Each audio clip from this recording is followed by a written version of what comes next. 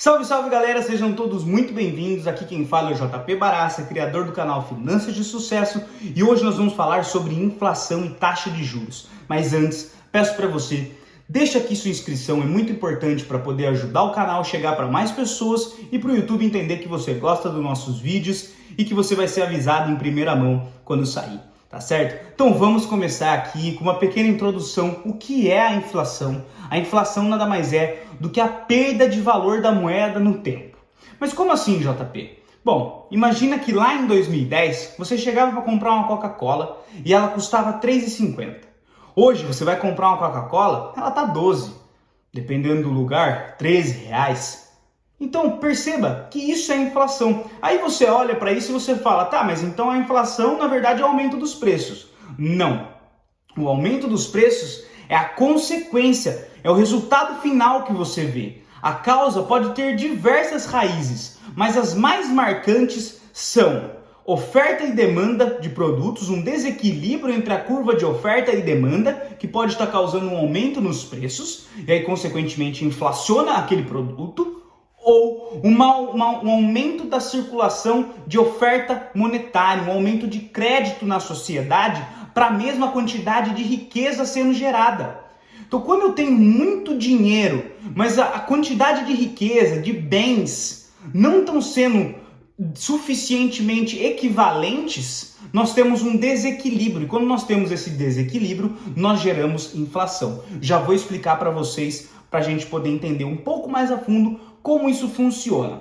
Vamos imaginar que é o seguinte, vou trazer um exemplo aqui, uma pequena história para vocês poderem entender, depois eu já vou introduzir como que a taxa de juros está atrelada à inflação, por que elas andam juntas e como que afeta a sua vida no dia a dia. Vamos lá para a gente poder esclarecer esse processo da inflação. Imagina que é assim, que nós temos então uma comunidade fechada, e nessa comunidade tem um total ali de moradores, e nesses moradores estão divididos entre eles, está em circulação nessa comunidade R$ 1 milhão.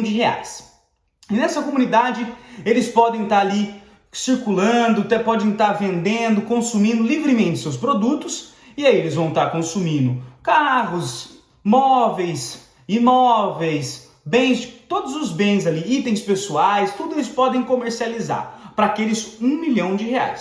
Beleza?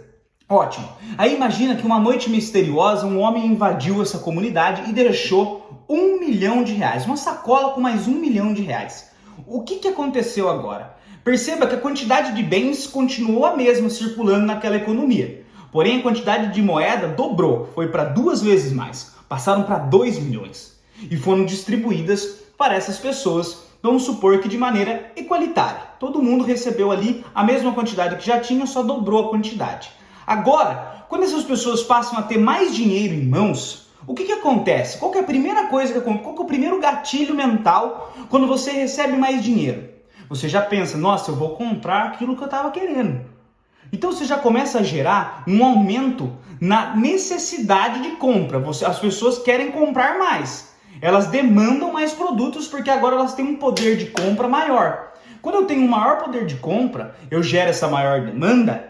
O que vai acontecer? Eu vou começar a gerar um desequilíbrio naquela oferta e demanda, que é o que rege o mercado. Esse equilíbrio entre as curvas de oferta e demanda é o que faz essa regulação do mercado, o preço dos produtos. E quando eu tenho muita demanda para aquela mesma quantidade de oferta, eu desequilibrei essa balança aqui automaticamente para que não gere uma escassez de oferta de produtos, para que esses produtos não acabem tudo, as pessoas fiquem sem nada. O que vai ter que acontecer aqui? O preço dos produtos vai ter que subir para poder estar regulando, para esse mercado voltar em equilíbrio. E quando acontece isso, aquela pessoa que antes comprava um produto com R$10, hoje ela vai ter que gastar 20 para comprar aquele mesmo produto. E aí o que aconteceu? Perceba que o preço aumentou. O preço aumentou, o poder de compra dessas pessoas na verdade diminuiu. Se o poder de compra diminuiu, porque a moeda perdeu valor no tempo. Então perceba como é uma cascata de acontecimentos, devido a ter muito mais dinheiro circulando naquela comunidade para a mesma quantidade de bens sendo produzidos. E o mesmo exemplo, o contrário, também é válido. Imagine que ao chegar lá, nessa comunidade, esse homem misterioso, ao invés dele deixar R$1 milhão, ele deixou um caminhão cheio de bens valiosos. Cheinho de bens valiosos. O que aconteceu agora? Ele manteve a quantidade de dinheiro circulante naquela economia, os R$1 milhão, e voltou a ter o dobro de produtos. Então, a balança desequilibrou para o lado contrário agora. Eu tenho uma oferta de produtos muito grande para aquela mesma demanda de antes, para aquele mesmo poder de compra de antes, que a pessoa tinha aquele dinheiro em mãos. Só que agora, se eu tenho muito produto no mercado sendo ofertado e a demanda é baixa, para que as pessoas tenham interesse em consumir, o que nós vamos ter que fazer? Tem muita coisa ali, tem muita competitividade. Se tem muita coisa para competir, muito produto para escolher, para estar mais atrativo, o mercado vai ter que fazer o quê? Diminuir os preços. Se diminuir os preços, agora aquele produto que a pessoa gastava R$10, ela vai comprar por 5, porque ficou mais barato.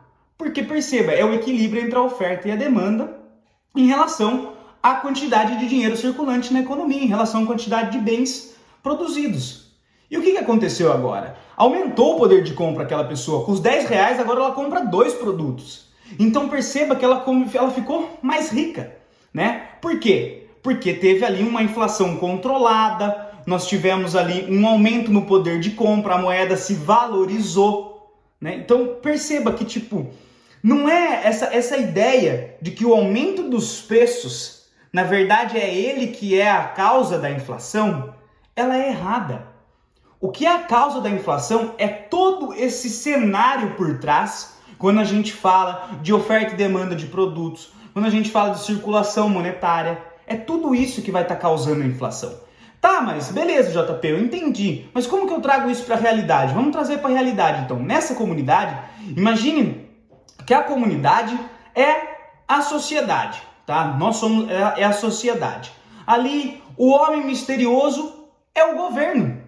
Então, se o governo chegar lá e ele decidir aumentar muito a quantidade de dinheiro circulante na economia e não proporcionar condições para que aquelas riquezas, para que aqueles bens de consumo possam ser gerados em maiores quantidades para equilibrar isso, nós vamos ter uma inflação alta e descontrolada. E ao mesmo tempo, se for o caso contrário, nós vamos ter uma inflação baixa e controlada. E quem que entra nessa mágica fazendo esse movimento de controle? Qual que é a ferramenta mais clássica que o governo, que o Banco Central utiliza para isso? É a taxa de juros. Pois é, a taxa de juros, desde que nós tivemos a mudança no nosso sistema econômico, na maneira como ele é regido, através da taxa cambial fixa, que foi mudada para a taxa de cambial flutuante. Depois eu posso fazer um vídeo somente sobre isso para esclarecer mais, mas eu precisaria estar me alongando muito e o vídeo ficaria muito longo em relação a esse ponto. Mas quando teve essa transição, o governo falou para a taxa de juros, olha, agora quem toma conta da inflação é você. Antes, quem tomava conta da inflação era a taxa de câmbio. Mas isso mudou. Então agora quem passou a tomar conta da inflação é a taxa de juros. Tá, JP, mas como que ela toma conta da taxa da inflação? Como que a taxa de juros toma conta da inflação? Eu vou te explicar. Então imagina que assim, o Banco Central ele tem diversas ferramentas, mas a mais comum para estar controlando isso é a taxa de juros. Como? Porque é o seguinte, imagina que assim, nós estamos num cenário onde a inflação está alta. Se a inflação está alta, o Banco Central ele vai fazer o quê? Ele vai precisar frear a economia, vai precisar desacelerar esse consumo que está muito alto. Volta lá no exemplo da comunidade, onde as pessoas estão com muito acesso, muito dinheiro na mão, elas começam a consumir demais, a inflação ficou alta e descontrolada.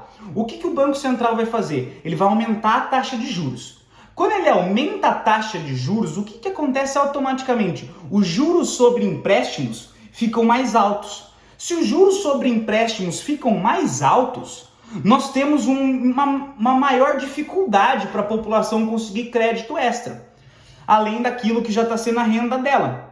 Se tem uma maior dificuldade de acesso ao crédito, o poder de compra diminui. Se o poder de compra diminui, a demanda por produtos também diminui. Se a demanda diminui, as vendas e os lucros das empresas também diminuem. pode estar aumentando ali uma taxa de desemprego, mas ele vai estar controlando a inflação, ele vai fazer de tudo para essa inflação começar a baixar, porque ele vai freando aquele consumo desenfreado.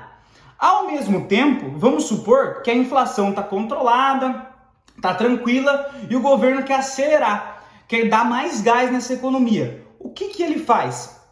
Ele diminui a taxa de juros. Quando ele diminui a taxa de juros, ele automaticamente diminui os juros sobre empréstimo. Quando ele diminui os juros sobre empréstimos, fica mais fácil da população ter acesso a crédito.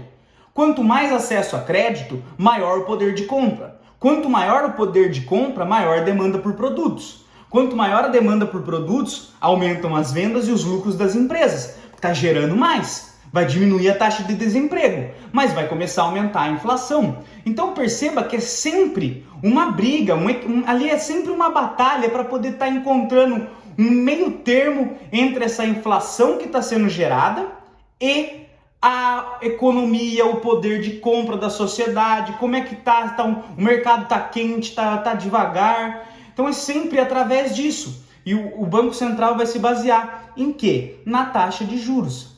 Mas para que ele faz isso? Porque é o seguinte, o Banco Central, além de tudo, ele tem uma meta anual da inflação.